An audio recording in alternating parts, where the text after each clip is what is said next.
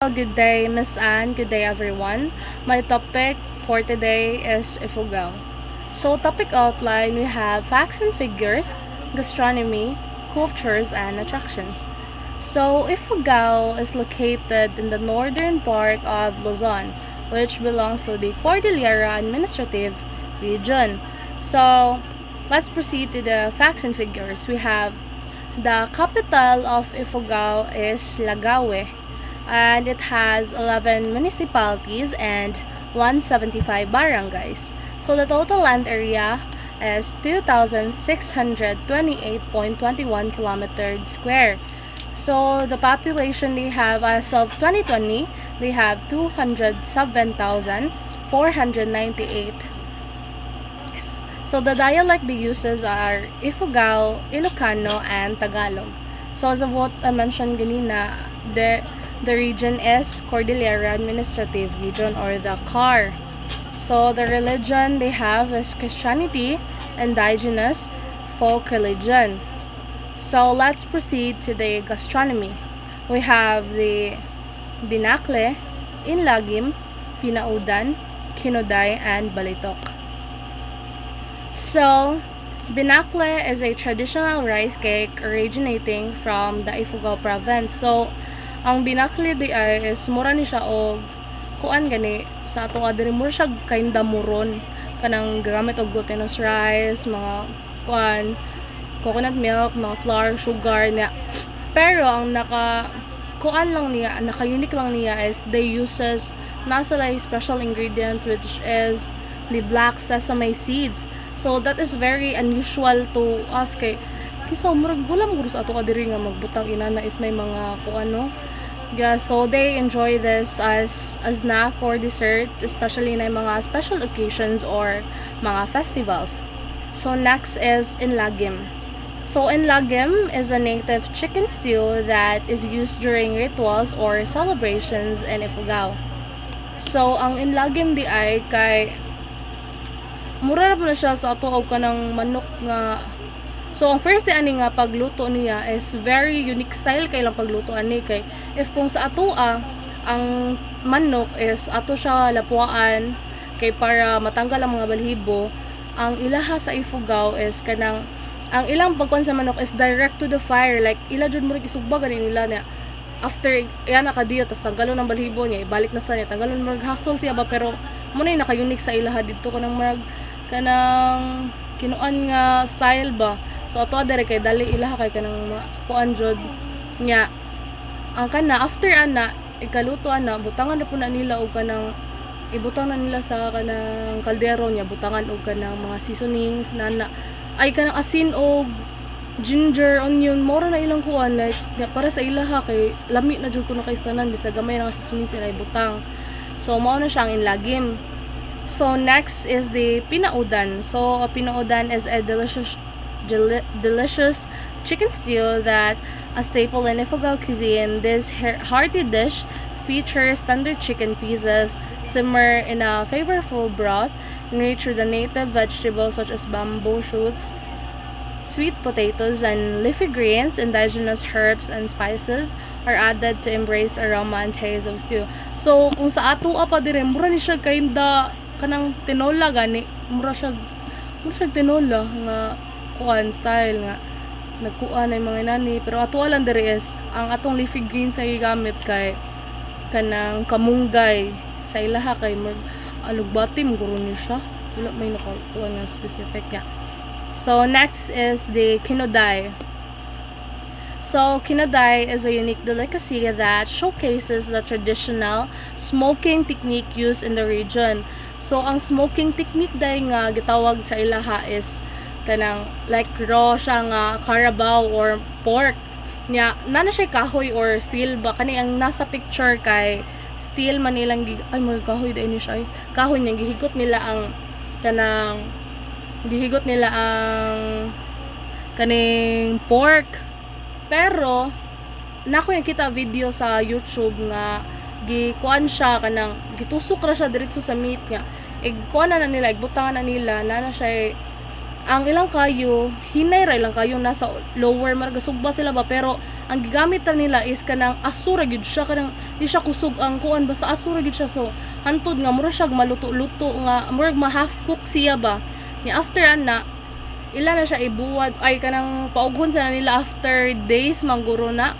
Tas after days nga iguman na ikat murag nauga na siya. So ikat na nila into kanang mura siya sunugba nga style. Tas ila i-fried na sad butangan og mga seasonings, mga kuan ni nana. So mao na ang kinuday sa ilaha. Next is the balitok. So balitok is a traditional Ifugao soup that features the region's beloved rice wine called tapoy.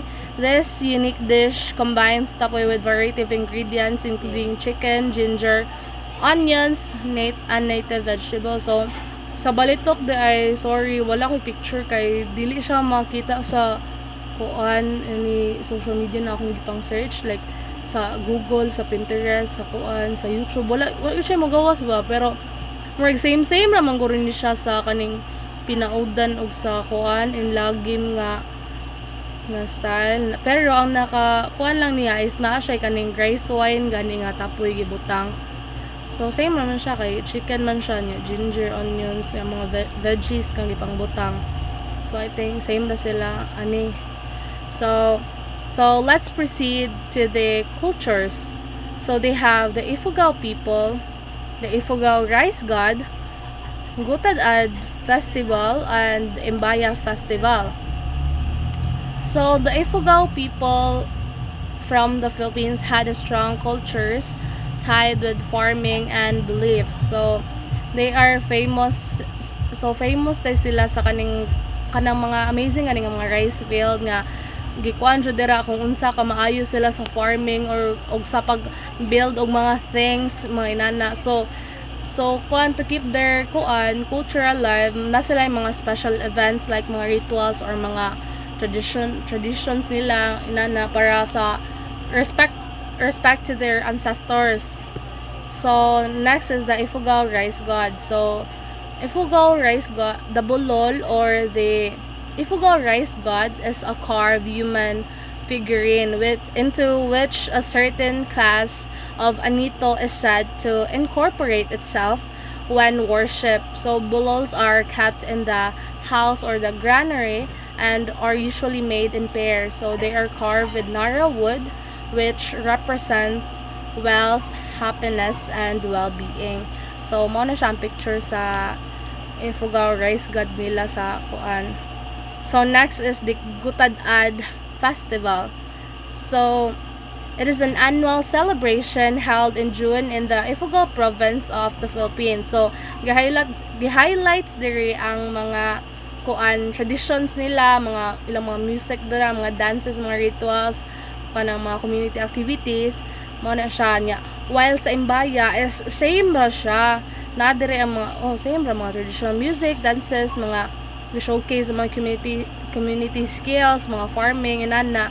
Pero ang nakalahi lang nila is kuan Gutad-Ad kay kuan siya annual celebration siya sa June, while ang Imbaya kay every 3 years sa April. So ang kanisang Imbaya is gi-celebrate din siya sa Ifugao mismo niya. Ang kaning sa Gutad-Ad kay sa mga municipalities nila gani. So yeah, so let's proceed to the attractions. We have Banawi Rice Terraces, Bogya Hot Spring, Banawi Museum, Taman Village, and Tapia Falls. So Banawi Rice Terraces are terraces that were carved into the mountains of Banawi, Ifugao by the ancestors of Igorot people. So the Banawi Rice Terraces are occasionally called the 8th wonder of the world. So I think we are all familiar with the Banawi Rice Terraces naman, diba? Pero not all of us kay kabaw nga sa Ifugao din ni siya. So parang kabaw mo guys, sa Ifugao din ni Banawi Rice Terraces. So next is the Bogya Hot Spring. Bogya Hot Spring is a notable natural attractions located in the Hunduan, Ifugao, Philippines. This hot spring is situated beside the Hunduan River and features sulfuric water reputation of their therapeutic properties. The spring is surrounded by the lush vegetation, adding to its serene and relaxing ambience. So kani day akong nabasa is murag ang makakuan man guro diri makaligo is kanang murag 15 below man guro na siya at a time kay kuan siya kanang murag gamay ra gani pud siya nga lugar, so di gyud siya ingon pwede nga ma-crowded ba kay wala na lami mo to nga murag gamay murag mga 15 na mga 10 guro ang pwede makaligo dira sa akong na research. So next is the Banawe Museum. So it's located near the Banawe View in Ifugao, showcase the rich cultural heritage of the Ifugao people. So ang kaning nga museum nila is nadiri ang mga collection nila sa mga traditional clothing nila dito sa Ifugao, kanang mga tools nga sinaunang panahon nga gigamit, mga weapons, mga artifacts that offer insight. So Ifugao life or their famous kanang rice races. So unsay mga kanang mga sinauna nga mga carve nila nga mga kuan naa diri makita nato sa Banawe Museum. So next is the Taman Village. So Taman Village is a traditional Ifugao community located just a short walk downhill from the Banawe Hotel in Banawe, Ifugao. So the village provides an immersive cultural experience where visitor can observe and participate in the daily activities of Ifugao people. It features traditional native houses, local crafts, and small rice terraces. So next is the Tapia Falls. So Tapia Falls is a stunning waterfalls located in the picturesque province of Ifugao in the Philippines. So it is known to the kanang refreshing plunge pools and the surrounding lush greenery, and make it popular destinations for the nature lovers and the adventurers seeking a serene escape. So that's all for the Ifugao province. Thank you.